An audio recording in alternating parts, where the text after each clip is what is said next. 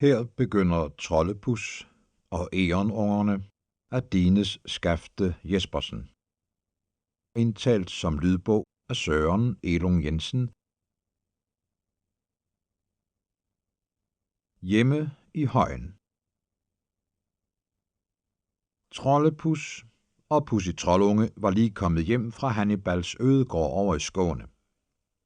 Det regnede, så de var blevet godt våde, selvom turen jo ellers gik meget hurtigt, når Pus brugte den sorte ønskestav. Han havde skyndt sig at fyre op i ovnen, og der brændte allerede et fint bål af grankogler og tørre grene.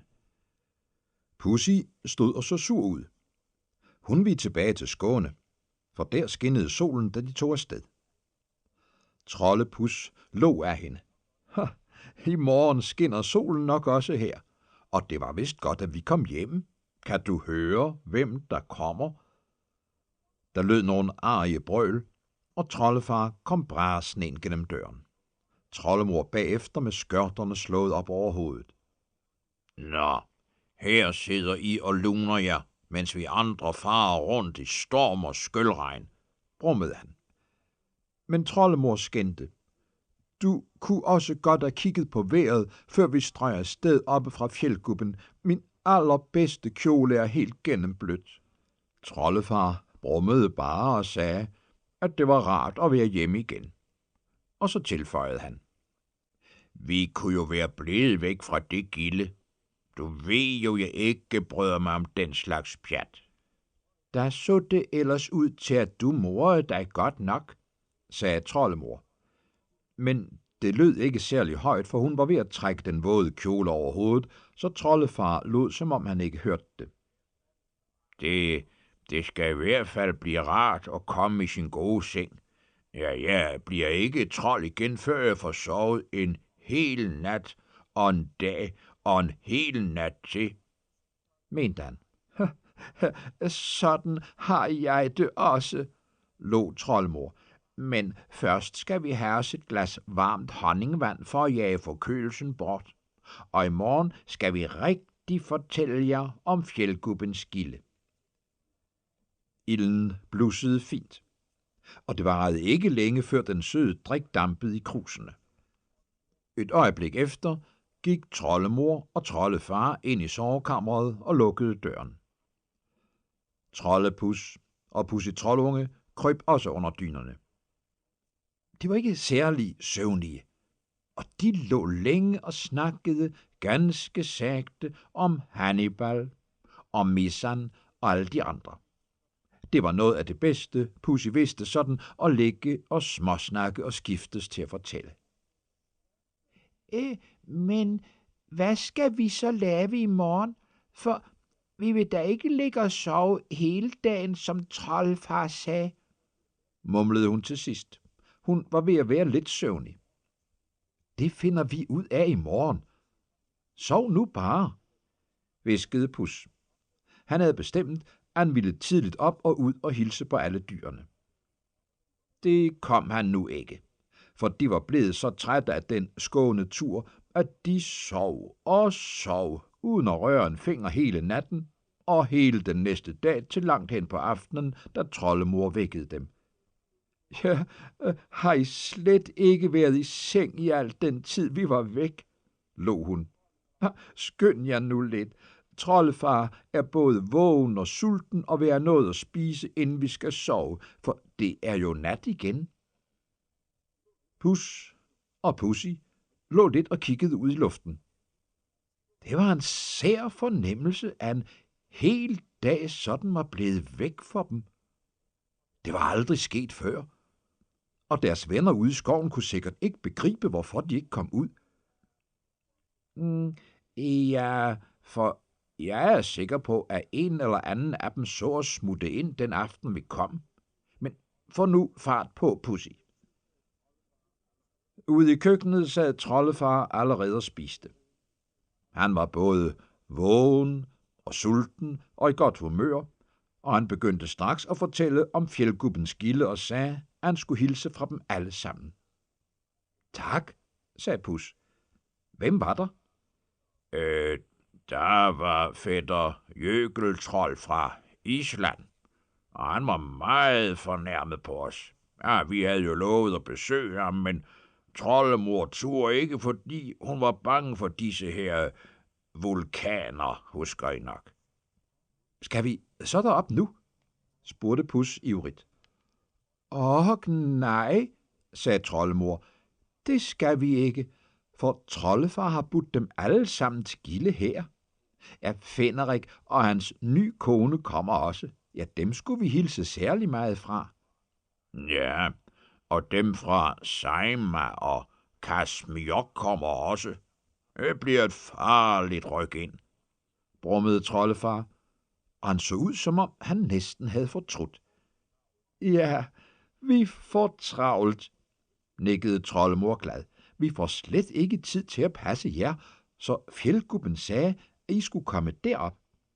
Han kan aldrig lide at være alene, når han lige har haft så mange gæster. Hurra!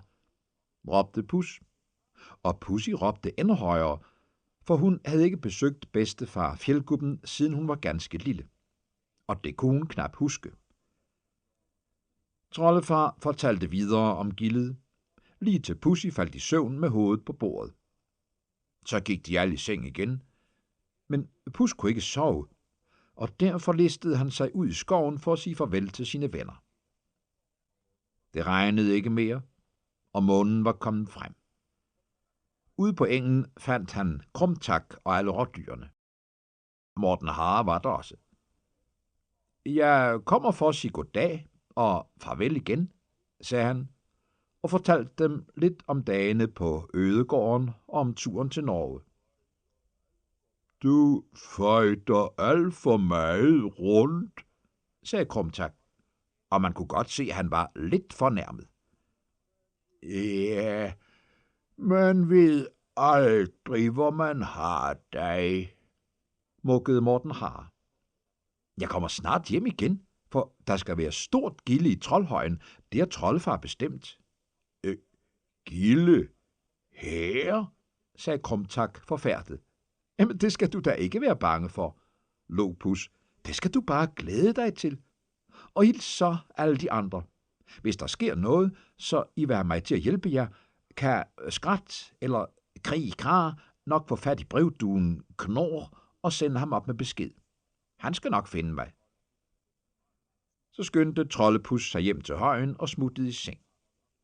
Han var bange for, at troldefar skulle opdage, at han var stukket af, og så ikke lade ham komme afsted. Pussy troldunge lå og snorkede med nogle små, sjove rapyer, og snart faldt Pus også i søvn. Tidlig næste morgen vækkede troldemor dem. De ville afsted med det samme, men det blev der ikke noget af. Både Pus og Pussy måtte vaske sig grundigt med sæbe, som troldemor selv havde kogt af skovsneglefedt, og skrubbe sig med en børste, som troldefar havde bundet af revlingeris. Både hals og ører fik en omgang, og Pussy måtte trække i en helt ny kjole. Det var hun ikke særlig glad for sådan en skulle man jo bare passe på. Så holdt troldemoren langt tale om, hvor pænt de skulle opføre sig oppe hos bedstefar, og da hun så havde glattet lidt ved Pussys kjole, fik de endelig lov til at tage afsted. Troldefar mumlede ganske vist noget om, at de snart blev hentet hjem igen, for der var jo mange ting, de kunne hjælpe med til at ordne før sådan et gilde. Samle honning og den slags. Men så tog troldemor fat. I går ville du have dem afsted, for at de ikke skulle gå i vejen, og i dag skal de altså nærmest blive hjemme, sagde hun. Men nu er de så rene, som de ikke har været i mange år, så vil I bare se og komme afsted. Hils fjeldgubben og sig, at det var et godt gilde, selvom troldefar spiste og drak for meget. Knor og mor dukker op. Side 16. Troldepus og Pussy var ikke længe om at komme ud af døren og få svinget ønskestaven. Vitsch! Stod de ved foden af den stejle klippe, hvor bedstefar boede. Au, hvor er den høj, sagde Pussy, og lagde nakken så langt tilbage, at hun satte sig i græsset. Hvordan kan man bo inden i sådan en kæmpe sten?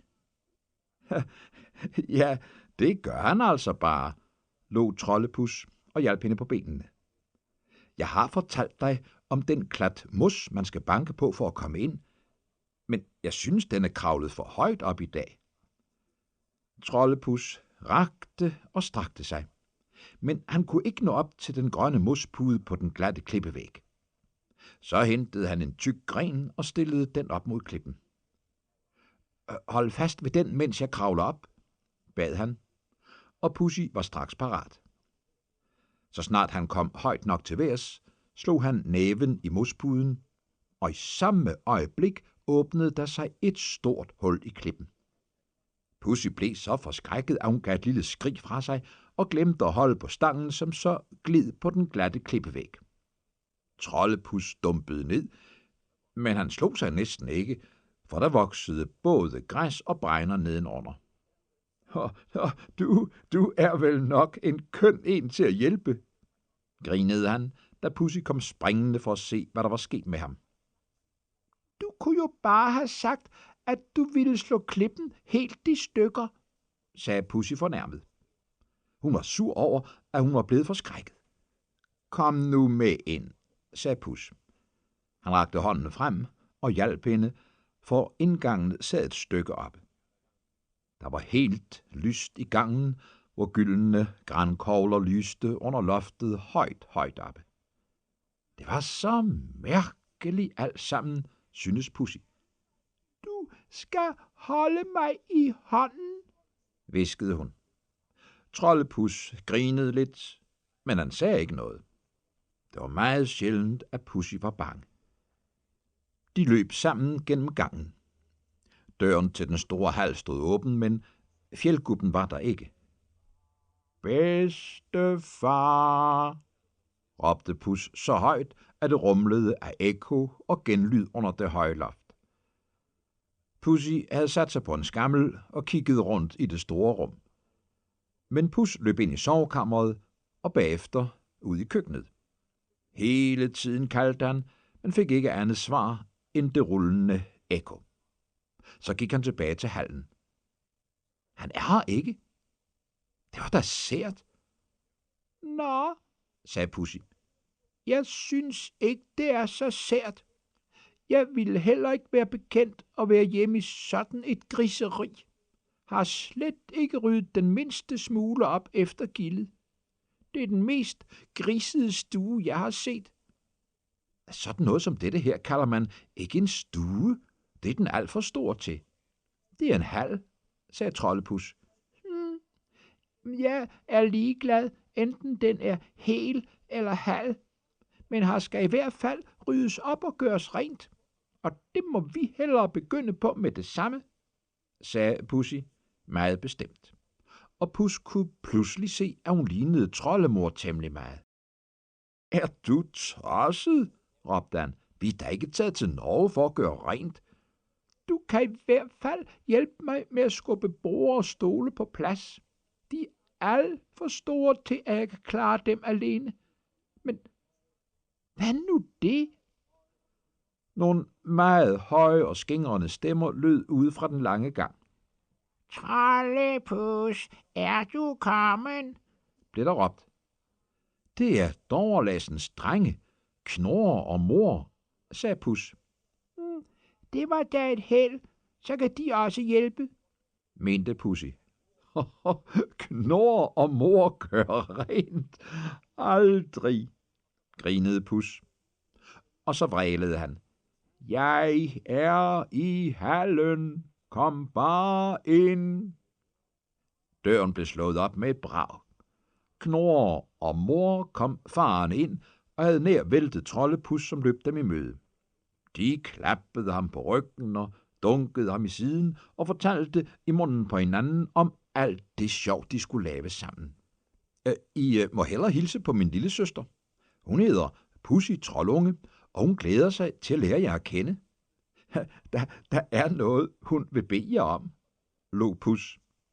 Han var sikker på, at de straks ville rykke hende i håret eller rive sløjfen af den nye kjole eller noget andet tosseri. Men det gik helt anderledes. Begge troldungerne holdt straks op med at grine og fjolle. De stod og trådte sig selv over tæerne og kunne ikke finde på et ord at sige. Ja, så generede var de. Knorre stod med åben mund og glåede, og mor stod og suttede på den ene finger. Han skyndte sig at tørre den af på buksebagen, da Pussy med et stort smil gik hen og rakte ham hånden til goddag. Bagefter hilste hun på Knorre. Jeg er vældig glad for at lære jer at kende. Trollepus har fortalt om jer. Ved I, hvor bedstefar Fjeldgubben er henne? De stod stadig og stirrede på hende. Men lidt efter kom de i gang, og så fortalte de i munden på hinanden, at Fjeldgubben var stukken en tur op til Lapmarken for at passe på sine rener. Han havde set i sin kikkert, at renerne blev angrebet af en flok ulve, og så havde han bedt Knorre og mor om at sige besked til Trollepus. Men han sagde ikke noget om, at du ville komme med, sagde Knorre. Nej, for hvis han havde gjort det, så var vi kommet herover med det samme, sagde mor. Trollepus stod, som om han havde tabt både næse og mund. Hvad gik der dog af de to fyre? Bare fordi de skulle sige goddag til en pige, så stod de der og skævede sig helt fjollet. De plejede ellers at være både skrappe og næsvise nok. Nå, jamen så kan jeg bedre forstå, at bedstefar ikke har haft tid til at rydde op efter gildet, sagde Pussy Troldunge med et sødt smil. Trollepus har lovet at hjælpe mig med at gøre rent alle steder, og hvis I har tid, vil I måske også hjælpe lidt. Ja, selvfølgelig, sagde de begge to i munden på hinanden. De prøvede endda på at se ud, som om rengøring var det bedste, de vidste. Det var dejligt. Jeg går lige en tur rundt for at finde ud af, hvor vi skal begynde. Det lille bedst, hvæsede Trollepus. Jeg har lige sagt til hende, at jeg ikke vil hjælpe. Hvorfor dog ikke? Spurgte Knorre. Ja, og hvorfor har du aldrig fortalt os, at du har sådan en sød lille søster? Sagde mor. Hold nu op, I begynder da vel ikke at kalde den lille strile sød, skreg Pus. Det er ikke noget, vi kalder hende. Det er noget, hun er, sagde mor. Og jeg vil råde dig til at tale pænt om hende. Ellers... Længere nåede Knorre ikke, for i det samme kom Pussy tilbage. De stirrede alle tre på hende. Ikke mindst Trollepus. Han prøvede på at se hende med Knorres og mors øjne. Ja, tænkte han, hun var måske nok pæn at se på i den nye kjole, og når hun sådan smilede og ikke var arg. Men derfor behøvede de to doverunger da ikke at gøre sig sådan til. Den ene værre end den anden, bare for at gøre hende tilpas. Han blev ved med at stirre på hende, mens Knorre og mor var i fuld gang med at rejse skamler og flytte møbler på plads. Pussy gik hen til Troldpus. Kan du se, de ville hjælpe, sagde hun og kneb det ene øje i. Ja, og mon det ikke ville hjælpe på dig med en endefuld, grinede Troldpus. Han var alligevel lidt stolt af sin lille søster. Da Knorre og mor var færdige med at rydde op, greb de hver en kost og fejede løs, så skidtet pulsede op i store skyer. Men Pussy stansede dem og sagde, at det støvede for meget. Der skulle stænkes vand på først. Og hun spurgte Pus om, hvor man fik sådan noget fra. Her, lå Trollepus og åbnede en dør i et hjørne af hallen, som straks blev fyldt med buller og brag. Det var elven, der styrtede ned som en vældig fos, og fine vanddråber pjaskede ned over den brede klippehylde lige uden for døren. Det er her bedstefar tager sit morgenbad, forklarede han. Pussy hentede en spand, der var lavet af birkebark, og ville fylde den. Men Pus standsede hende. Nej, vent, du bliver gennemblødt. Jeg vil bare vise dig fossen. Vand kan du få nok af et andet sted. Han tog dem alle med ud i køkkenet. Han trak en stol hen til bordet. Kryb bare op her, sagde han til Pussy. Mor og Knurre var lige ved at vælte hinanden for at komme først hen, så de kunne hjælpe Pussy op. Slå et slag på mosset der, sagde Troldpus. Det gjorde Pussy, og straks sprang der en vandstråle frem lige ved væggen og ned i karret. Det er lige så flot som det, vi så i køkkenet over i Skåne, skreg Pussy begejstret. Men pas på, karret er fuldt. Det løber over. Slå så bare 2 slag, sagde Pus, og Pussy slog. Straks standsede vandet. Man kunne kun se en lille fugtig plet, hvor det var kommet ud af klippen. Flot, sagde Pussy, og hun tænkte, at sådan noget måtte hun have troldefar til at lave derhjemme, selvom de ikke havde en fos med vand i lige uden for væggen. Nu blev gulvet stænket godt, og Knurre og mor fik fat i kostene. Imens pustede Troldepus liv i gløderne på ildstedet for at få varmet resten af vandet, som Pussy øste op i den store jerngryde. Pus havde slet ikke tænkt sig at hjælpe, men nu syntes han alligevel, at Pussy havde ret, og så gjaldt det om at få det overstået så hurtigt som muligt. Da hallen var i orden, gik de alle 4 ind i sovekammeret. Og 4 var slet ikke for meget, da de skulle re Fjeldgubbens seng. De måtte have fat i hver sit hjørne af den tunge dyne for at få den glattet pænt ud. Da Pussy endelig var tilfreds med sovekammeret, var vandet blevet varmt nok til opvask. Knurre og mor bar forsigtigt gryden hen og tømte den ud i stenkarret, og så blev der vasket op og tørret af under grinen og fnisen. Knurre havde hele tiden travlt med at være mere morsom end mor, og mor havde mindst lige så travlt med at være endnu morsommere end Knurre. Pussy smilede sødt til dem begge to og sørgede for, at de hele tiden bestilte noget. Til sidst kunne Troldepus ikke holde ud og høre på alt det fjaseri. Og mens de 3 andre prøvede at finde ud af at sætte kopper og krus på plads, gik han ind i spisekammeret og hentede en krukke multebærsyltetøj. Rødtjavs fortæller. Side 28. Multebærsyltetøj var det bedste, han vidste. Han tog også en stabel fladbrød med, og da de andre var færdige, fulgtes de ad ud i solskinnet. De fandt en god plads lige uden for indgangen, og her satte de sig og spiste multebær, så de blev smurt til over hele hovedet. Nå, hvor her lugter godt, brummede en dyb stemme ind fra krattet. Kom bare frem, Nallebjørn. Rigtig velkommen skal du være. Men hvordan vidste du, at vi var kommet? Den store brune bjørn kom frem fra krattet og gik helt hen til dem. Pussy listede hen og satte sig bag Troldepus, for hun syntes, at bjørnen så meget stor og meget farlig ud. Jeg hørte, at Fjeldgubben gav besked til de 2 troldunger der. Ja, så fik jeg lyst til at komme over og hilse på dig, forklarede Nallebjørn. Det var pænt af dig, sagde Pus. Hvis du havde skyndt dig lidt mere, kunne du have hjulpet os med at gøre rent i fjeldet.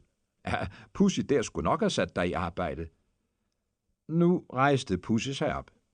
Hun gik hen og hilste pænt på Nalle med højre hånd. I den venstre holdt hun et stykke fladbrød med et tykt lag multebærsyltetøj på. Goddag, sagde hun. Jeg hedder Pussy Troldunge. Pus har fortalt meget om dig, men jeg havde nu ikke troet, du var så stor. Nalle trykkede forsigtigt hendes hånd og slurpede både brød og multebær i sig i en eneste mundfuld. Ja, det smager. Tak skal du have. Jeg ville skam gerne have hjulpet dig, for du ser ud til at være en rask pige. Du kan sagtens, Troldepus, at du har sådan en sød søster. Nå, begynder han nu også med det pjat om, hvor yndig hun er, tænkte Pus. Og så gav han sig til at snakke om noget helt andet. Der er en ting, jeg ikke kan forstå. Nu har vi allerede været her længe, og min ven Rødtjavs har ikke vist sig endnu. Jamen, den nysgerrige fyr plejer da at vide alt, hvad der sker i skoven. Trollepus havde knap nået at tale ud, før de kunne høre nogen komme farende gennem trætoppene. Lød det, akkurat som om det kunne have været Rødtop fra skoven derhjemme.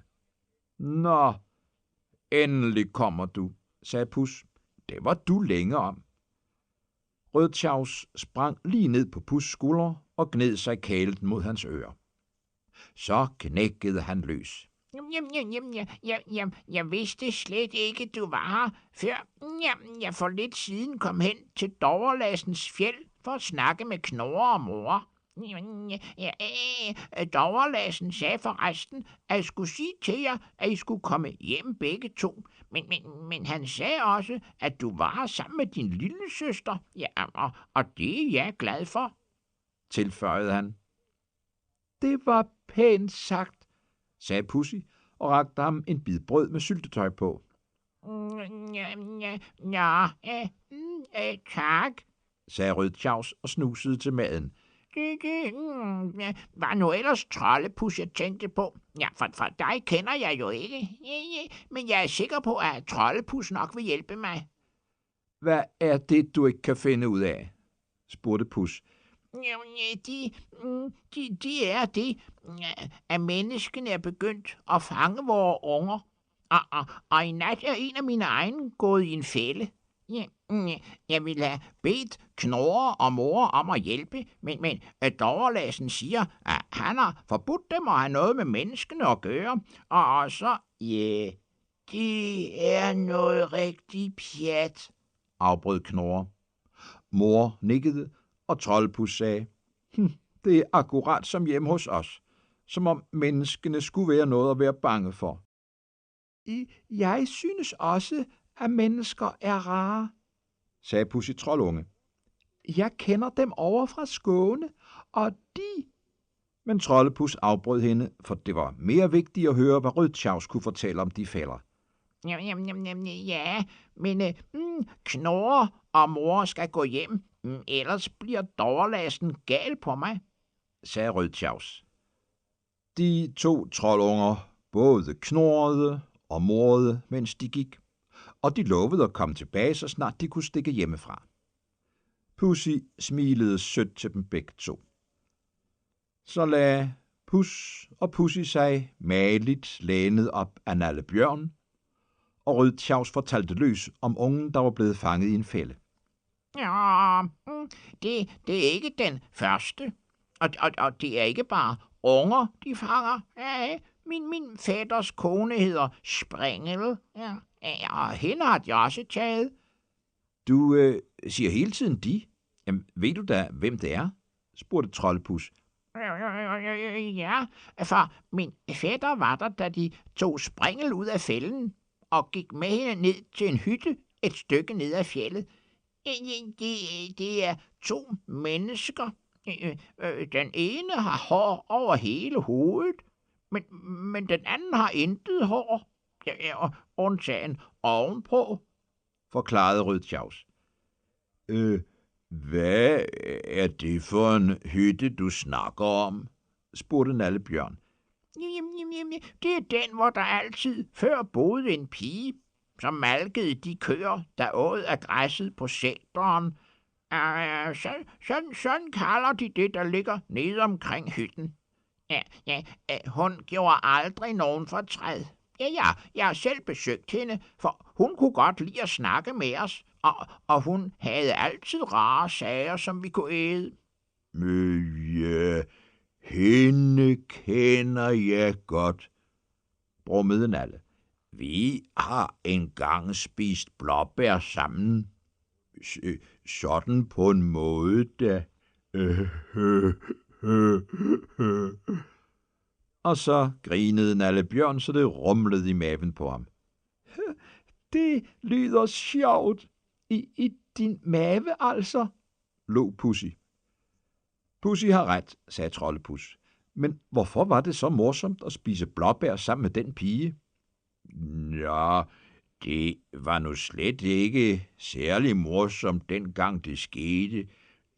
Det først bagefter, jeg kan grine af det, forklarede Nalle. Jamen, hvad skete der da? Jo, jeg gik jo der med hovedet helt ned i blåbærrisene, og jeg tænkte kun på at gnaske løs. Hun havde også travlt med at plukke, og pludselig stod vi foran hinanden. Jeg tror, vi blev lige forskrækket begge to, for vi stak af til hver sin side i fuld fart, lå Nalle. Så er du altså også bange for mennesker, sagde Pussy Troldunge forbavset. Ja, bange og bange, det er så meget sagt, mente Nalle. Det er jo sådan med mennesker, at man aldrig ved, hvornår de knaller løs med en af de der dunderstokke, der bider på lang afstand. Men nu er pigen borte, siger du. Lad os så høre, hvem der bor i huset i stedet for. Straks begyndte Rødtjavs at fortælle videre. Det blev en lang historie om den gamle mand, der havde sendt sine køer op på sæteren. Han var til sidst så gammel, at han ikke kunne passe sin gård ordentligt. Han solgte alle sine køer, og så stod hytten tom et år. Men så... Her afbrød Trollepus Rødtjavs. Jeg er klar over, at du er lige så nysgerrig som Rødtop og får en masse ting at vide, men hvor i alverden har du hørt alt dette fra? Det er da nemt nok, sagde Rødtjavs fornærmet. Det sidste år havde pigen en hund med herop. En stor, brun en. Ja, og ham snakkede jeg tit med. Her i foråret kom han herop helt alene og fortalte mig det alt sammen om, at pigen ikke kom mere. Det var han ked af, for han kunne godt lide at komme til sæters, som han kaldte det. Ja, han fortalte også, at der skulle komme 2 mænd til hytten. Ja, det var jo rigtigt nok. Ja, de plukker bær, og de fisker i elven, men det værste er altså, at de fanger egern. Jeg har tit nok sagt til mine årer, at de skal holde sig fra de fælder, men i nat gik den ældste af dem i. Rødtjavs sad pludselig helt stille og så meget bedrøvet ud. Det var synd, sagde Pussy og strøg Rødtjavs over ryggen. Din unge er selvfølgelig lige så nysgerrig som du selv og ville bare lige prøve, sagde Trollepus. Men nu blev Pussy Troldunge vred. Du kan ikke være bekendt at sige sådan til Rødtjavs, når han er ked af det, sagde hun. Lå Trollepus. Ikke så hissig, lille søster. Nu går vi alle sammen ned til hytten og finder ud af, hvad de vil bruge de egern til. For det kan jeg ikke forstå. Jamen, jeg tror ikke, de spiser jer. Der er jo ikke meget kød på jer, og den smule, der er sikkert sejt at gumle på. Jeres skind er kønne nok, men fjeldkuppen siger, at for at få en ordentlig pels, skal man bruge vinterskind. Så det kan heller ikke være det, de er ude efter. Men det finder vi nok ud af, og jeg skal nok prøve, om vi kan skaffe din unge tilbage. Rødtjavs blev så glad, at han absolut måtte fare helt til tops i det højeste træ og tilbage igen. Har du lyst til at gå med, Nalle? Spurgte Pus. Det ville Nalle Bjørn gerne. Ja, jeg skal blive helt nysgerrig, sagde han. Men nu ikke noget med at fare rundt efter din ønskestav, lille Pus. Jeg er blevet for gammel til den slags tosseri. Næh, nu kravler I op på min ryg, og så lunder vi stille og fredeligt afsted. Ja, jeg kender vejen, og jeg vil gerne vise Pussy Troldunge vores skov. Ja, det bliver morsomt, lå Pussy. Pus får en lufttur. Side 37. Hun og Pus krøb op på Nalles ryg. Det gik nemt, for han lå jo ned, og den tykke pels var let at holde fast i. Det var nu alligevel nær gået galt for Pussy, da Nalle rejste sig. Hun glemte at holde fast, så hvis ikke Trollepus havde grebet hende, var hun røget ud over Nalles hoved. Må jeg også ride med? Spurgte Rødtjavs. Ja, hæng bare på, ja. Sådan en spærrevæb som dig, mere eller mindre kan jo ikke mærkes, sagde Nalle, og så travede han afsted gennem skoven med de 3 på ryggen. Pussy sad forrest, og Rødtjavs bagest. Først gennem birke og ellekrat, så under mørke graner, hvor man slet ikke kunne høre Nalles trin i de bløde, visne nåle. Ikke en lyd hørtes der. I kanten af granerne stansede Nalle og hviskede. Trollepus, har du lyst til at hilse på din gamle ven? Så står han og sover mellem birkene derhenne. Pus stirrede. Og minsanden, der stod Langmule, den store elgtyr, uden at røre sig. Hurtigt kom den sorte stav frem. Vips, ønskede han sig hen og landede oven i de brede takker, hvor han så tit havde ligget, når han var på besøg hos fjeldgubben. Han ville bare give sin ven en lille forskrækkelse, og det lykkedes i høj grad endda. Langmule gav et brøl fra sig og sank halvt i knæ.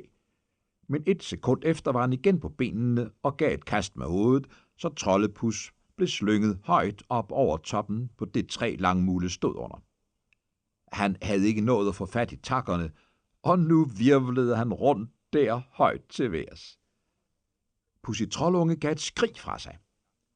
Det fik Langmule til at snurre rundt med sænket hoved, for han var sikker på, at nu kom der fjender bagfra. Og så var det bare Nalle Bjørn, der stod der med en lille tøs og et egern på ryggen. De stirrede alle 3 op i luften, og nu hørte Langmule noget brase ned i trætoppene lige oppe over. Han kiggede til værs og glodede forbavset på sin gode ven Trollepus, der hang på maven over en gren halvvejs op i træet. Var det dig, der sagde goddag på den fjollede måde? Fnyste han. Trollepus svarede ikke. Han lå ganske stille for at komme sig lidt efter luftturen. Som et lyn var Rødtjavs op i træet og satte sig på grenen lige under Pus. Slog du dig ihjel? Hvinede han. Ikke helt, grinede Trollepus, mens han følte på den ene kind, hvor han havde fået en lang rift. Han bløder, han bløder, skreg Rødtjavs. Men Pus lod sig glide fra gren til gren ned på ryggen af Langmule, som blev ked af det, da han så, hvad der var sket. Det skal du ikke tage dig af, lå Nallebjørn. Det var slet ikke mere, end han har fortjent. Nej, man skal aldrig forskrække en trold eller et dyr, der står i sine egne tanker. Det har Nalle ret i, sagde Pus. Jeg er helt flov over, at jeg bare mig så fjollet ad. Men jeg blev bare så glad for at se dig igen, forklarede han. Jeg er sandelig også glad for at se dig. Men det er dog fælt, som du bløder, sagde Langmule. Skidt med det. Jeg kan slet ikke mærke noget. Men hvor er Pussy henne? Pussy, hun var her der for et øjeblik siden, sagde Nalle og rejste sig på bagbenene. Han kiggede rundt til alle sider. Hun kommer derhenne fra granerne, skreg Rødtjavs op fra træet. Og der kom Pussy forsigtigt trippende hen imod dem. Det så ud, som om hun bar et eller andet, som man ikke kunne se, hvad var mellem hænderne. Jeg har sagt dig, at du ikke må gå alene her, skændte Pus. Jeg er der ikke alene, lå Pussy. I er her jo alle sammen. Ja, du var alligevel for langt væk til, at vi kunne hjælpe dig, hvis lossen er i nærheden. Han er min eneste uven her i skoven. Sæt dig nu bare ned, så jeg kan få ordnet den rift. Du ved jo godt, at troldemor siger, at spindelvæv er det bedste til at standse blodet. Jeg så, der var en hel masse mellem træerne.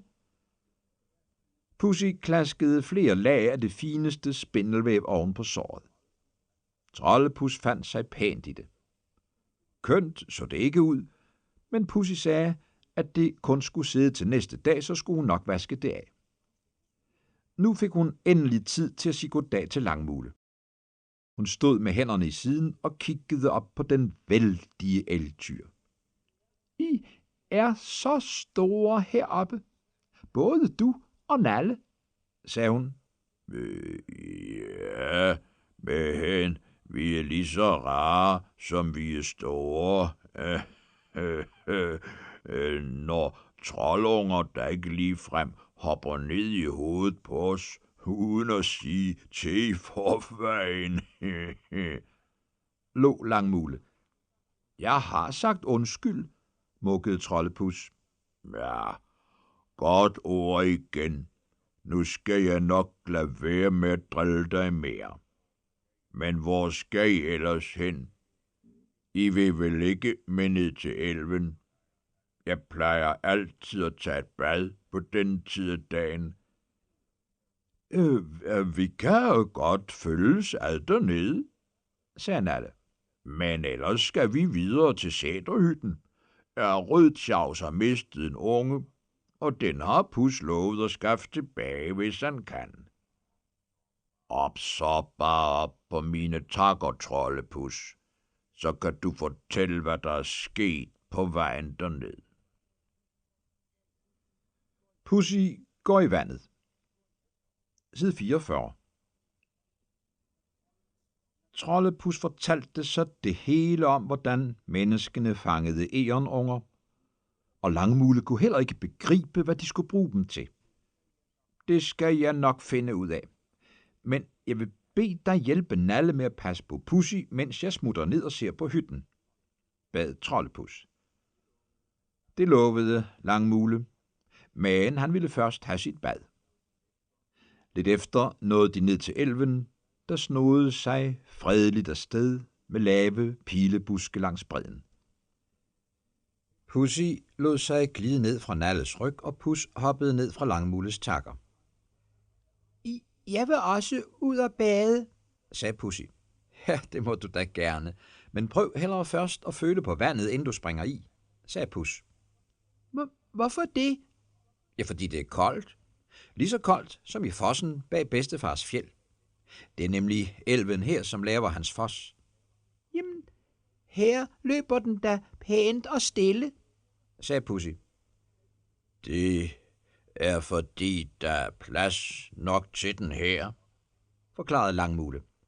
Lidt længere nede må den klemme sig frem mellem klipper, og så buller den løs igen. Pussy gik ned og stak hånden i vandet. Au! Ja, koldt var det. Pus var fuldt med derned. Nå, bliver du så på det tørre? Grinede han. Men nu var Pussy blevet stædig. Hvis Langmule kan bade i det, kan jeg vel også. I en fart trak hun sin kjole af og rakte den til Trollepus. Hold den, hvis du ikke vil i. Langmule bøjede hovedet, og Pussy krøb op og satte sig mellem takkerne, hvor Pus før sad. Så vadede Langmule langsomt ud i vandet. Trollepus stod med kjolen og kiggede efter dem. Pussy sad og fortrød. Gid hun dog var blevet i land. Det var hundekoldt. Hun fik aldrig mod til at springe i. Bare dog ikke Trollepus ville drille hende alt for meget. Men pludselig glemte Langmule helt, at Pussy sad mellem takkerne. Han stak sit hoved ned i vandet for at hente en mundfuld vandplanter op, og plask blev Pussy hældt ud i elven. Hun nåede lige at give et hyl og et gisp fra sig, men så tog hun sig sammen, for hun kunne se Trollepus stå inde på land og grine. Jeg skal ikke have ham til at drille mig, tænkte hun. Og så gav hun sig til at svømme rundt med et stort smil på ansigtet, som om det var det dejligste bad, hun nogensinde havde fået. Ikke for langt ud, så tager strømmen dig, råbte Langmule. Men Pussy så, at Nallebjørn havde sat sig ud på en flad klippe i elven et stykke nede, så hun lagde sig på ryggen og lod sig flyde afsted. Vil du så komme i land med det samme? Råbte Trollepus, som fulgte med inde på bredden. Han var bange for, at hun skulle få krampe i det kolde vand. Men da han kom forbi en pilebusk, der hang langt ud over vandet, blev han rolig igen, for nu kunne han se, at Pussy styrede lige mod Nalle, der sad med ryggen til hende. Hvad mon han dog bestiller der? Pus nåede ikke engang at råbe til Nalle, før Pussy blev skyllet op på den flade klippe, så hun bumsede lige ind i Nalles ryg og greb fat i hans pels med begge hænder. Nalle gav et brøl fra sig og snorrede rundt på stedet, men Pussy holdt godt fast og svingede med. Heldigvis opdagede Nalle, at det var hende. Han havde ellers løftet lappen for at daske til den, der sådan havde forstyrret ham. Nå, det er dig, brummede han. Det lød lidt ejet, og Pussy sagde, undskyld. Ja, det må du nok sige. Komme her og ødelægge mit fiskeri. Jeg skulle lige til at lange ud efter en dejlig fed laks, da du kom brasende. Pussy skyndte sig at sige undskyld endnu en gang, selvom hendes tænder klaprede af kulde efter det iskolde bad. Nå, sid nu stille et øjeblik, sagde Nalle ganske sagt, da han langsomt løftede den ene lap. Så slog han til, så det sprøjtede, og en stor fisk røg i en bue op ad vandet. Da den faldt ned igen, ragede Nalle den til sig. Ja, nu må vi hellere se at komme på det tørre, sagde han. Pussy holdt godt fat i pelsen på Nalles ryg. Han tog laksen i munden og pjaskede ind mod bredden, hvor Trollepus kom løbende. Han havde taget Pussys tøj med, og nu brugte han en tot vissen græs til at gnide hende tør med. Pussy skyndte sig at få tøjet på. Læg dig nu der i læ af den store sten, så solen kan varme dig, sagde Trollepus. Han var helt stolt af sin lille søster, selvom han ikke ville vise det. Så kom Langmule stolbrene. Han så meget ulykkelig ud, men det hjalp lidt, da han så Pussy ligge der og sole sig. Du må undskylde mig, gamle fæ, sagde han. Jeg havde helt glemt, at du sad i mine takker, og så var det, jeg fik øje på nogle vandliljestængler nede i vandet. Det er min livret. Ja, så var det, jeg spildte dig. Det skal du ikke være ked af, for det var et dejligt bad, lå Pussy. Men sikke svært navn din livret har. Det tror jeg ikke, jeg kan sige. Hun nåede ikke engang at få begyndt på at øve sig, for nu kom Rødtjavs farende og satte sig imellem dem. Han småpep og klynkede, så Pussy fik travlt med at trøste ham. Trollepus lovede at hjælpe mig med at finde den unge, hviskede han. Det tager så lang tid, når vi skal have både Langmule og Nalle med. Det er du ret i, sagde Pus. Nu stikker vi to i forvejen ned til sæterhytten. Han bad Langmule og Nalle om at passe godt på Pussy. Han sagde også, at når de nåede hytten, skulle de vente i kanten af skoven, til Pus kaldte på dem. Det lovede de. Selv Pussy lavede ikke mindste vrøvl, for hun kunne godt forstå, at Rødtjavs var ked af det. I sæterhytten. Side 51. Rødtjavs klamrede sig fast med alle sine kløer, da Pus svingede staven og ønskede sig hen til hytten. Vips! Så var de der. Endda på selve taget af den. Midt mellem kønne blomster. For hytten var tækket med græstørv. Det var næsten som at sidde på en mark, og der var vældig fin udsigt ned mod dalen. Der var helt stille i huset, og der kom ingen røg op af skorstenen. Trollepus gik hen og kiggede ned i den og lyttede. Jo, nu kunne han høre lyde. Ganske sagte. Det er vores unger, hviskede Rødtjavs. Jeg tror, mændene er ude i skoven. Han ville til at springe ned gennem skorstenen, men Pus greb ham i halen og holdt fast. Lad være med det, du lille fæ, sagde Pus. Hvorfor? Hvæsede Rødtjavs. For det første bliver du kul sort og får sod i øjnene. Og så ved vi slet ikke, om mændene sidder dernede. Vi kan da ikke høre dem, pep Rødtjavs. Jeg ved godt, at egern aldrig kan holde mund, men det kan mænd godt en gang imellem, lå Pus. Bliv nu her, til jeg kalder på dig. Pus stak den hvide pind i munden og ønskede sig ned på jorden foran hytten. Døren var lukket, men da Pus kryb op på en bænk hen ved væggen, kunne han se ind gennem vinduet. Der var vist ingen mennesker derinde, men på bordet stod en mærkelig tingest. Og inde i den var der noget, der snurrede rundt i en vældig fart. Kan du se noget? Spurgte Rødtjavs. Han hang ud over kanten af taget. Jeg tror ikke, der er mennesker derinde, så kom bare ned. Rødtjavs slap sit tag og sprang ned på skulderen af Pus. Han trykkede snuden mod ruden og stirrede på den sære ting, der stadig snurrede. Pludselig blev farten mindre, og se!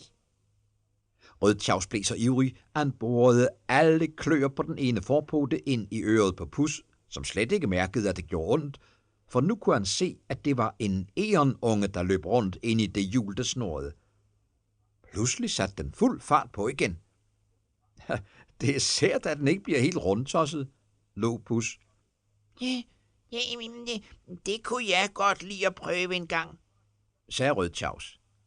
Så er det jo næsten en skam, at de ikke har fanget dig, sagde Pus.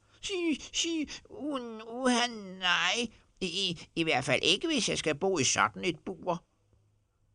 Trollepus masede med at få døren op, men den var ikke til at rokke ud af stedet. Henne i den anden ende af huset var der også en dør, og den var ikke låset. Aha, sagde Pus. Det er her, de laver alle burene til ungerne.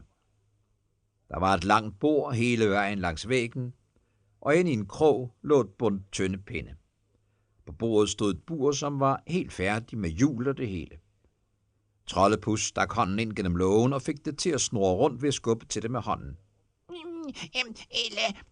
Lad mig prøve, pep Rødtjavs ivrigt, og som et lyn var han inde gennem lågen og inde i hjulet og fik det til at snurre rundt. Sikken fart, der var på. Pus stod og undrede sig over, at voksent egern gad fare rundt på den måde. Men pludselig fik han travlt med at få den hvide pind i munden, for nu blev døren skubbet helt op, og en mand kom hurtigt ind. Hejsa, råbte han, og sprang hen og smækkede lågen til buret i.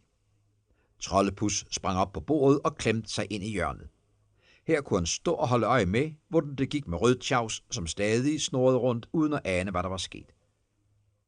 Nu kom den anden mand også derind. Nå da, kommer de rare egern sådan helt af sig selv og går i burene indendørs, sagde han. De stod længe og snakkede og lå og kiggede på det snorrende hjul. Pus listede helt hen for at se på, hvordan lågen var blevet lukket, for han måtte jo se at få Rødtjavs ud igen. Endelig standsede hjulet, og Rødtjavs hoppede ud i buret. Nej, hvor er det sjovt, gnækkede han henrygt. Men så fik han øje på de to mænd, der havde stukket hovederne helt ned til buret. Trollepus, hvor er du? Du må komme og hjælpe mig, skreg Rødtjavs og sprang rundt for at finde lågen, men den var jo lukket. Trollepus vovede sig helt hen til buret og sagde, tag den med ro, jeg skal nok hjælpe dig. Hvad var dog det, sagde den mand, der hed Ola. Er der flere egern herinde?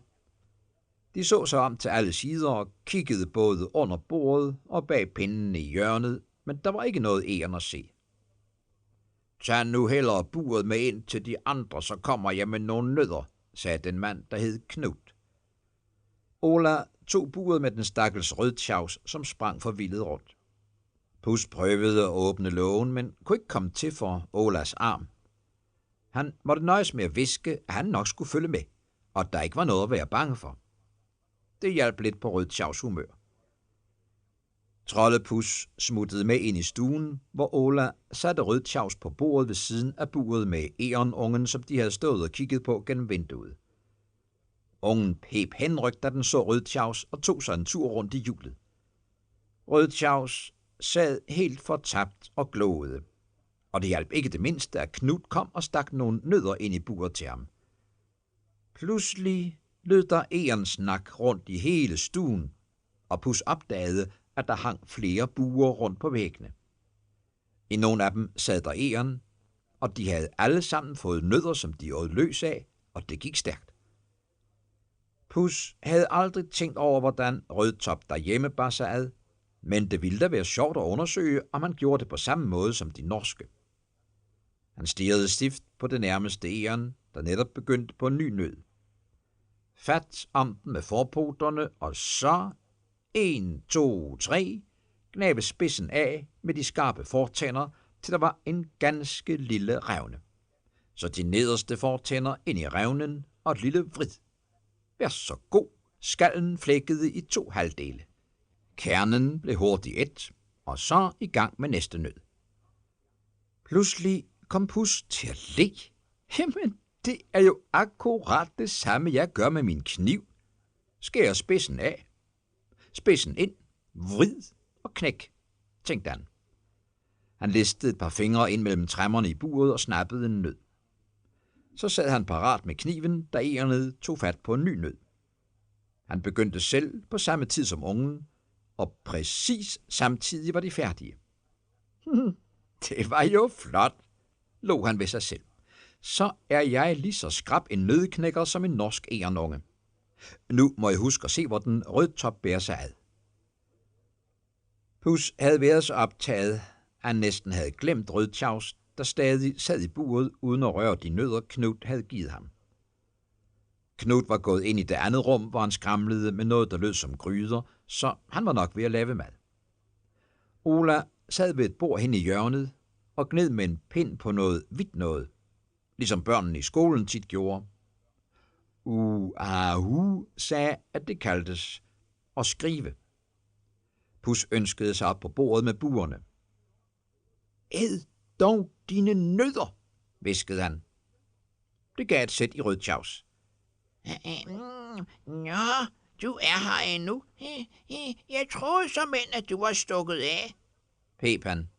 Røvl, lovede jeg måske ikke at få dig fri, så æd du bare løs og tag dig en tur i hjulet. Rødtjavs blev så glad, at han straks sprang ind i hjulet og fik det til at snurre. Hej, Knut, råbte Ola. Kom, skal du se. Der er skam liv i den ny. Knut dukkede frem i døren med en ske i hånden. Det skal jeg love for, lå han. Nå, men om 2 minutter er maden færdig. Det er godt. Nu er jeg også færdig med dette her krasseri, sagde Ola. Tænkte Pus, det skal jeg fortælle Uhahu. Han sagde, at det hedder at skrive, men nu kan jeg fortælle ham, at i Norge hedder det at krasse. Lidt efter gik Ola ud i køkkenet. Pus listede hen til døren og kiggede ud til dem. De lod til at være rare, selvom de fangede egern. Knut havde åbnet vinduet over køkkenbordet. Hvis de bare ville lade være med at lukke, det kunne Rødtjavs komme den vej ud. Skal vi ikke hellere stikke af med det samme? Bad Rødtjavs. Nej, lad os vente til de er væk. Vi skal også have din unge med. Har du fundet ud af, hvor han sidder? Rødtjavs så ganske flov ud. Det er godt gjort. Ham havde jeg helt glemt. Det må du love mig ikke at fortælle min kone. Det lover jeg, lå Pus. Men hvem af dem er det? Det er mig, lød det oppe fra et af buerne. Sikke en tur fatter 2 i hjulet. Ja, jeg synes også, at det er vældig sjovt. Og så lod ungen sit hjul snurre. Hold nu op, vi at høre efter, hvad jeg siger, skreg Rødtjavs. Vi er kommet for at hente jer alle sammen hjem. Længere nåede han ikke, for nu kom de 2 mænd ind i stuen. Det var dog gevaldigt, som de skræber op i dag. Det er godt, at der er liv i kludene. Vil du hente sækkene, mens jeg gør brevet klar, sagde Ola. Knud nikkede og forsvandt ud af døren, mens Ola trak en skuffe ud under bordet. Han fandt et lille, pænt firkantet billede frem. Det slikkede han på og klistrede det fast i hjørnet af et stykke papir, der lignede en flad pose, og ned i den stoppede han det, han havde skrevet på. Eller krasset, som han sagde. Så slikkede han igen og lukkede posen. På vej til byen. Side 62. Trollepus havde haft travlt med at se på alt det mærkelige, Ola foretog sig med at slikke og klistre. Han slet ikke havde lagt mærke til, at Knud var kommet ind med 2 sække, som han lagde på bordet. Vi tager de 2 her, sagde han. Og lige for næsen af Pus stoppede han Rødtjavs og Buer og det hele i sækken. Rødtjavs hvinede og skreg, men Knud lå bare og sagde, Nå, det er han nok ikke særlig henrykt for, men han skal nok blive glad igen. Imens havde Ola puttet buret med den store unge ned i den anden sæk, og der blev bundet solidt for dem begge 2. Trollepus havde allerede sin kniv fremme for at skære hul ind til Rødtjavs, men så fik han pludselig lyst til at se, hvem der skulle have de 2 egern, og hvad de skulle bruges til. Så han nøjedes med at stikke hovedet helt ned til sækken og hviske, Tag den bare med ro. Jeg følger med, og du skal nok komme fri. Ja, det siger du hele tiden, men se nu her. Ikke alene i bur, men pakket ind, så man hverken kan høre eller se. Jamrede Rødtjavs. Nå, lå Pus, du kan da både høre og høres. Jeg stikker af et øjeblik, sluttede han. Og så ønskede han sig over på den anden side af elven. Op i skovkanten sad Pussy Troldunge og ventede på ham sammen med Langmule og Nallebjørn. Nå, hvor er Rødtjavs og ungerne, som du skulle hente? Fortæl, sagde Pussy ivrigt. Og det gjorde Pus så. Da han var færdig, sagde Pussy. Og du lod mændene gå med Rødtjavs i sækken? Ja, og derfor skal jeg skynde mig efter dem. I passer stadig godt på Pussy, bad han. Hør, tror du, vi vil sidde her og kede os? Sagde Pussy. Nej, nu går vi hjem til bedstefar og spiser multebær og leger med Knurre og mor. Fint. Jeg smutter, sagde Pus. Han ønskede sig tilbage igen, og et stykke forbi Ola og Knud ned ad den vej, de gik på, hver med en sæk på nakken. Han satte sig på den nederste gren af et træ. Da Ola, der var forrest, gik ind under træet, lod Pus sig glide ned på sækken. Hov, hvad var det, der faldt ned? Sagde Ola forbavset. Det var som om noget hoppede ned på sækken. Sludder, lå Knud. Der er ikke noget at se. Bare videre fremad. Mærkeligt, men det føles som om den blev tungere, sagde Ola, i det han gik videre. Er det dig, der sidder i denne sæk, Rødtjavs? Hviskede Pus. Nej, det er mig, pep ungen. Hvor skal vi hen? Men Pus havde allerede ønsket sig over på Knuds sæk, og nu var det ham, der stansede. Hejsa, nu hoppede der noget ned på mig. Ola stod også stille. Vent om, så jeg kan se sækken, sagde han. Sludder, der er ikke noget at se. Men jeg synes ganske vist, at min sæk er blevet lettere igen. Se mig, tror du, vi er ved at blive småtossede? Lå Knud. Lad os se at komme ned til bilen i en fart. Lidt efter stak Pus munden helt tæt ned mod sækken. Hvordan går det? Hviskede han. Sikke et dumt spørgsmål, gnækkede Rødtjavs eget. Hvordan går det? Det går slet ikke, nej. Her sidder jeg og kan ikke se det mindste. Jeg vil ud, men det skal være nu. Det skal du nok komme, men jeg vil lige se, hvor de vil hen med jer. Og tænk du bare på, hvor sjovt det bliver for dig at fortælle dem alle sammen hjemme i skoven om dette her. Ja, det kan du sagtens sige. Det er jo ikke dig, der sidder i et bur inde i noget, du kalder en sæk. Pev Rødtjavs. I det samme lod Knud sækken glide ned og satte den på jorden.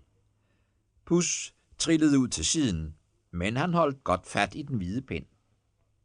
Ja, vi må hellere se efter, hvad der er i vejen med den lille fyr, sådan som den hyler op, sagde Knud. Ola satte også sin sæk ned. De løste op for dem begge og trak buerne ud i friluft. Erenungen tog straks en tur rundt i hjulet. Den var i fint humør, men Rødtjavs sad forpjusket og ulykkelig i det ene hjørne. Af kræget her er der ikke noget i vejen med, men din ser lidt sølle ud, sagde Ola. Han stak et par nødder ind i hver af buerne. Ungen gik straks i gang med at åbne den ene, men Rødtjavs så slet ikke på nødderne. Han sad bare og stirrede rundt, og så sagde han, Hvis du i det hele taget er her, så lad mig se dig. Pus sprang hen bag ryggen af Knud og Ola og tog den hvide pind ud. Bare et øjeblik, men det var nok. Ja, godt, peb Rødtjavs. Så må du godt vente med at åbne buret, til jeg har ædt nødderne. Da Knud og Ola havde hvilet sig lidt, stoppede de burerne i sækken og gik videre ned ad fjeldet. Pus hoppede op på Knuds sæk, som Rødtjavs sad i. Nu sker der snart noget, hviskede Pus. Nu kan jeg se vejen. Ja, det må være rart for dig, mukkede Rødtjavs. Jeg kan ikke se en pote for mig. Det sidste stykke af stien var meget stejl. Knud og Ola fik vældig fart på. Så stod de på vejen.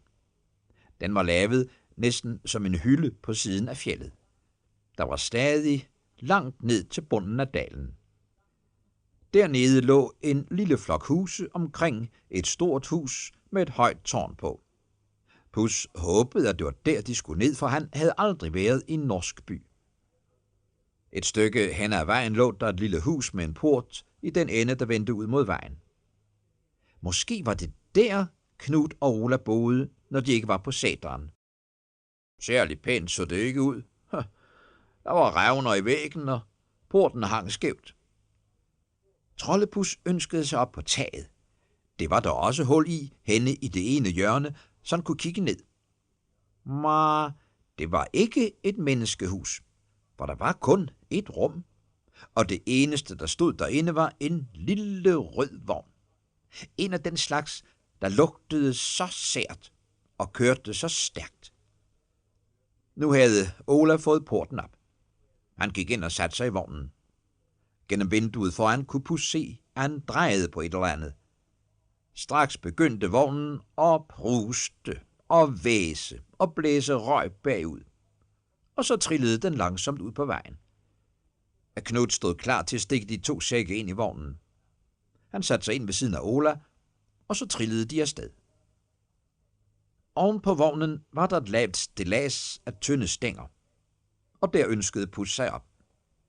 Stængerne var lidt hårdere at sidde på, men de var gode at holde fast i, og det var meget rart, for Ola kørte hurtigt. Og selvfølgelig ikke nær så stærkt, som når Pus ønskede sig afsted med staven, men der var fæle huller i vejen, så det gav nogle vimmelige stød i vognen, når de jumpede hen over dem. Hvordan mon Rødtjavs og Erenungen havde det i sækkene? Det gik nedad i bratte sving, hele tiden langs kanten af fjeldet. Pus tænkte på, om vognen kunne klare at kravle op igen, når den skulle hjemad. Pus havde aldrig før set en vej af den slags. Det var alligevel nemmere for menneskene at lave veje, når landet var fladt som derhjemme. Men det allernemmeste var selvfølgelig, når man kunne ønske sig frem. Pus følte efter, om han havde sin stav parat, og om den hvide pind sad på plads, for nu kørte de ind i byen. Gaderne var ikke ret brede, og husene var ikke særlig høje, men de var malet i kønne farver. Mikkelsen og Napoleon. Side 71. Vognen standsede foran et hus, og Knud og Ola kryb ud. Men Pus blev siddende op på taget og stirrede på det mærkeligste vindue, han nogensinde havde set. Inden for ruden var der lavet noget, der lignede en skov, med et par træer, og med noget, der så ud som græs og visne blade i bunden. På den ene træstamme krøb et egern. I et andet træ sad 2 krager, og ned på jorden kiggede en ræv frem bag nogle grene. Tænkte Pus. De er jo ikke levende. De ligner dem, jeg så i skolen engang med hø og sådan noget indvendigt. Men så fik han travlt. Han svingede staven og nåede lige med ind gennem døren sammen med Knud og Ola. Der var ingen andre mennesker derinde, men ellers var der nok at se på. Rundt på hylderne stod mange dyr og fugle. Flere af dem var udstoppede, ligesom dem i vinduet, men der var også buer med kanariefugle, der pippede og sang, så det var en helt fornøjelse at høre på. Der var også andre fugle, som Pus ikke kendte. Knud og Ola trak buerne frem af sækkene, og pludselig lød der en høj og skrigende stemme. Mikkelsen, Mikkelsen, der er kunder i butikken, skreg den. Pus fik øje på en spraglet fugl, der sad og svingede i en gynge helt oppe under loftet. Mikkelsen, begyndte den igen. Trollepus lå. Han kunne straks se, at det var en papegøje. At Knud og Ola kendte den også. De lå og vinkede op til den. Det er godt, Napoleon, sagde Ola. Han krøb op på en stol og rakte papegøjen et stykke sukker, som han tog fra en tallerken. Så kom en høj, tynd mand ind gennem døren hen i hjørnet. Han havde ikke et hår på hovedet, men et stort tjavseskæg under hagen. Han så rar ud, selvom han strakte sig og gabte og skændte på dem. Sikke en maner at komme her og vække mig midt i middagssøvnen, sagde han. Men man kunne godt høre, at han slet ikke var vred. Det var forresten på tide, at I kom. Jeg allerede for 2 dage siden solgte det egern, der stod i vinduet. Nå, lad mig nu se, hvad I har til mig. Knud og Ola havde ryddet lidt til side på bordet for at få plads til buerne, men så lød der igen en skarp stemme. Mikkelsen, Mikkelsen, kom ind og drik din kaffe, kommanderede den. Trollepus kiggede op efter papegøjen, men den havde stukket hovedet under den ene vinge. Det var altså ikke den, der havde råbt denne gang. Det er min kone, der kalder. Ja, kom med ind og få en tår kaffe, sagde Mikkelsen. Knud og Ola takkede og gik ind gennem døren i hjørnet. Du passer butikken, Napoleon, råbte Mikkelsen, og så gik han også. Napoleon havde rejst nakkefjerene og tog et par trin sidelæns på gyngepinden. Trollepus ønskede sig op på en hylde lige ud for gyngen og tog den hvide pind ud af munden. Goddag, Napoleon, sagde han høfligt. Jeg hedder Trollepus, og jeg vil gerne have lov til at snakke lidt med dig. Papegøjen pustede sig op, så dens fjer strittede. Halløj, halløj, hvor søren kommer du fra? Du er vel ikke en tyveknægt? Skræbede den løs. Straks stak Mikkelsen hovedet ind. Hvad er der galt, Napoleon? Har jeg jo ingen. Trollepus havde selvfølgelig gjort sig usynlig. Napoleon skyndte sig at glatte sine fjer og ryste på hovedet. Mikkelsen forsvandt ind til de andre og sagde, at Napoleon vist var ved at blive lidt småtosset. Lad nu være med det skrigeri, sagde Trollepus og tog igen pinden ud af munden. Mig behøver du ikke at være bange for. Bange? Hvæsede papegøjen fornærmet. Jeg er aldeles ikke bange, men jeg er ikke vant til, at der hopper sære fyre rundt blandt de udstoppede. Og hvis du ikke straks fortæller mig, hvem du er, så kalder jeg på Mikkelsen igen. Hør så godt efter, din arigtrold, lå Troldepus, og så rykkede han ud med alt, hvad Napoleon ønskede at vide. Ja, det var jo en spændende historie. Nikkede papegøjen. Men hvorfor kommer du her i vores butik? Fordi der er noget, jeg er nødt til at spørge dig om. Se, det ene egern der i buret, er ham, der ser så trist ud, er min gode ven Rødtjavs. Og derfor vil jeg gerne have besked om, hvad Mikkelsen gør med de egern, som Knut og Ola fanger til ham. Napoleon sad og plirrede med sine kloge øjne, mens han lyttede. Hvad han gør med dem? Han sælger dem selvfølgelig. Det er jo det, vi lever af, sagde han så. I sælger dem, siger du, og får penge for dem? Napoleon nikkede. Men hvis nu de mennesker, der får dem, glemmer at give dem mad og er onde imod dem, hvad så? Fortsatte Pus. Sikke noget snak. Sikke noget snak. Det sker ikke. Det sker ikke, sagde Napoleon. Ja, det er let nok sagt, men hvordan kan I være sikre på det? Fordi Mikkelsen kun sælger til folk, han kender. Kun til folk, han ved vil være gode imod dem. Derfor, sagde papegøjen. Han sælger dem kun, hvis de er glade for at løbe i hjulet, så de får deres motion, siger Mikkelsen. Pus sad lidt og spekulerede. Så sagde han tak til Napoleon og ønskede sig ned på bordet til de to egern. Ungen løb glad rundt i sit hjul, men Rødtjavs sad med hængende hale og småklynkede. Ved du, hvad motion er for noget? Snøftede han. Det er vist noget med, at man får rørt sig, så man ikke bliver tyk og doven, mente Pus. Men du hørte jo ellers, hvad Napoleon forklarede, og nu må I selv bestemme, om I vil blive her, eller om I vil med hjem. I det samme kom Knut og Ola og Mikkelsen tilbage. Rødtjavs begyndte igen at klynke. Han var bange for, at Pus ikke kunne få ham ud, når de andre stod der. Ja, ungen der er god nok, men den anden ser lidt hængeøret ud, sagde Mikkelsen. Ja, det er en sær lille fyr. Den kom ellers til os af sig selv, og en gang imellem er den livlig nok, sagde Ola. Ja, men jeg beholder dem begge to, så kan vi se, hvordan den skikker sig. Ja, hvis det ikke går, så får I den bare med hjem igen og sætter den ud, sagde Mikkelsen.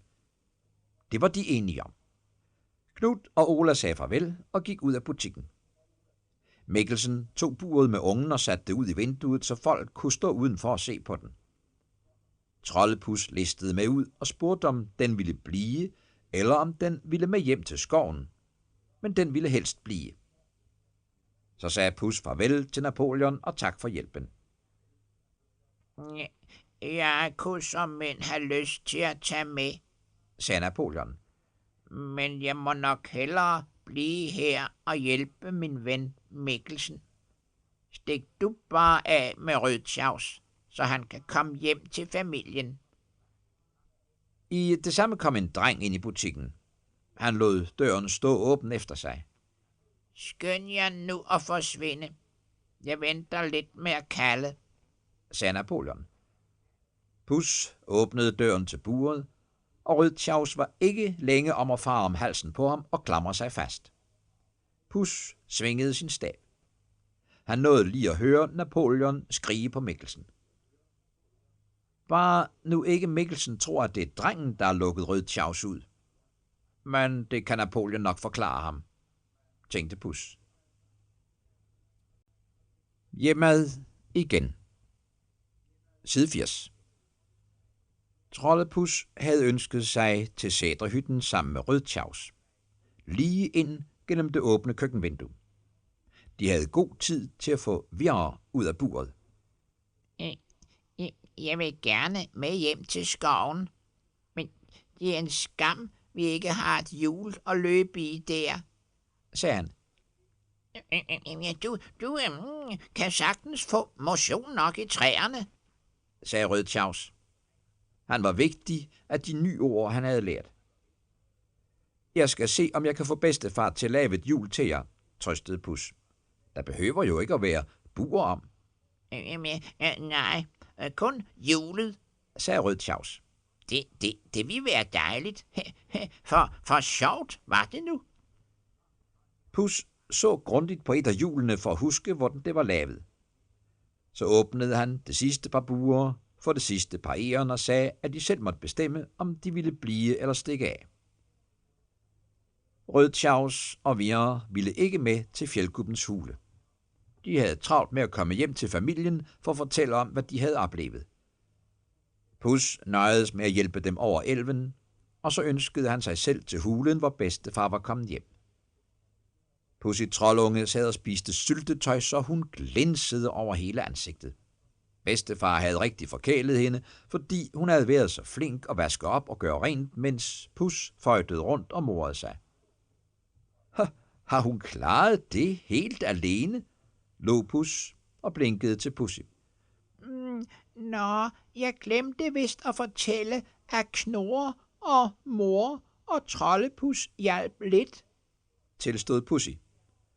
Hun skubbede syltetøjskrukken over til Pus, så han kunne få en bid med.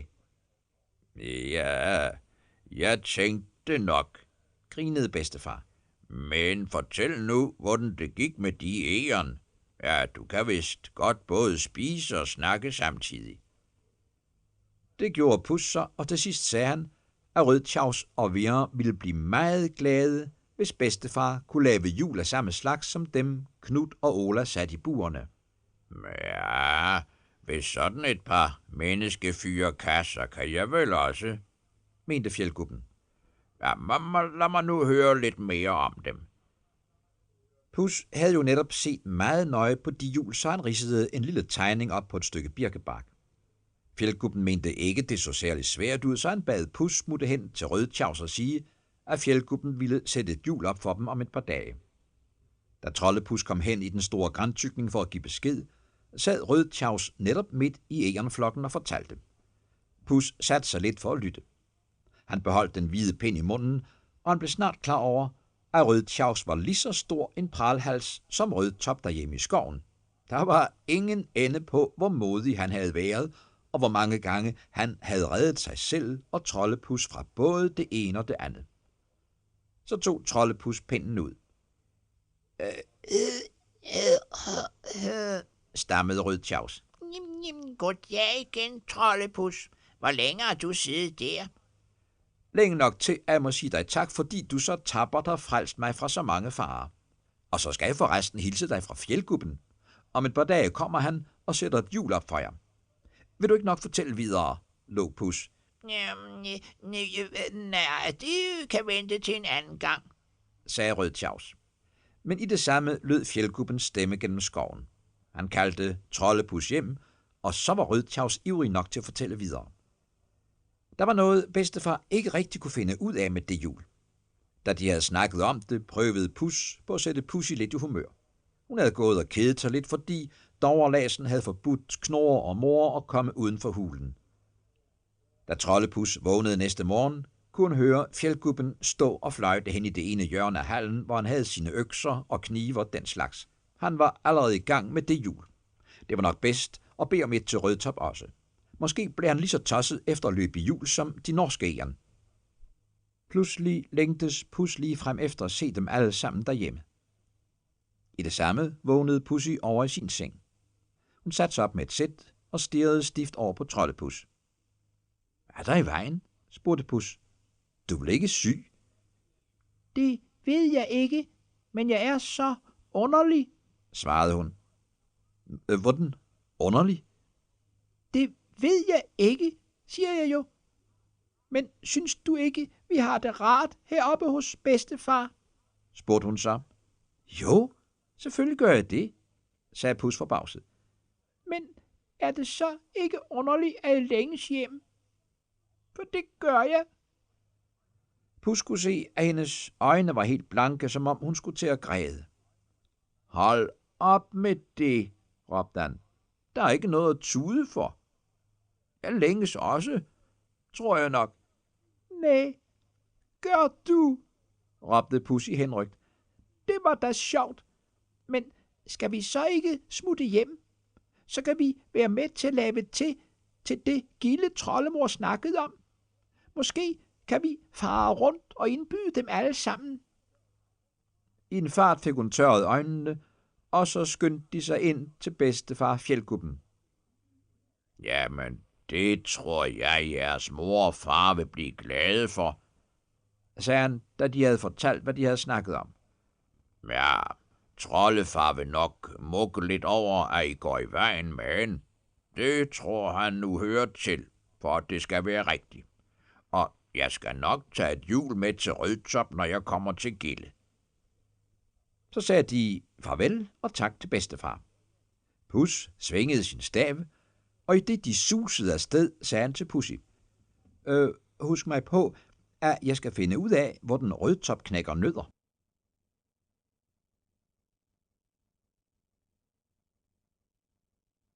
Her slutter Trollepus og Egerungerne af Dines Skafte Jespersen.